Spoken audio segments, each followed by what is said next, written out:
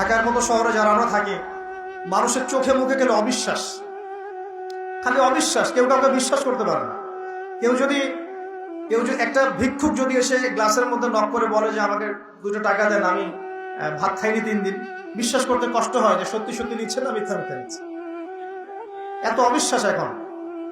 তারপরে ভিক্ষারও সিস্টেম, বলে যে আমাকে একটা কম্বল কিনে দেন, বড় বড় ফিগার চাচ্ছে, বড় ফিগার, আমি শাড়ি কিনবো, আমি লুঙ্গি কিনবো। সবার কাছে এই কথা বলে বলে সে টাকা উঠাচ্ছে। পরে গিয়ে দেখেন ওই টাকার একটা অংশ সে মাশাআল্লাহ নষ্ট করে ফেলছে, আর একটা অংশ দিয়ে কি করছে জানেন? শুনলে অবাক হয়ে যাবেন।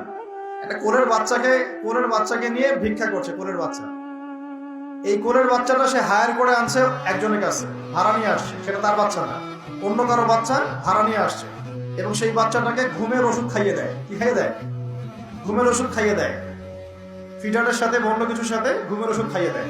বাচ্চা ঘুমায়, আর বাচ্চাকে ফেলে রেখে সে বলে যে বাচ্চা অসুস্থ, চিকিৎসার জন্য টাকা দেয়, চিকিৎসার জন্য টাকা দেয়। মানুষ টাকা দিয়ে যায়, কেউ দেয় কেউ দেয় না, দিয়ে যায়।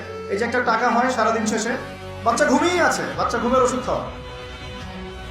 তারপরে এই বাচ্চাটার ওসিলায় যে টাকাগুলো সে আর্ন করলো হারাম পথে, এর একটা অংশ সে এই বাচ্চার আসল পিতা মাতাকে দিবে, দিয়ে বাকি অংশ সে সিন্ডিকেট করে খেয়ে ফেলবে।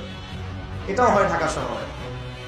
তাহলে এই যুগে আপনি কাকে বিশ্বাস করবেন? কিভাবে বিশ্বাস করবেন?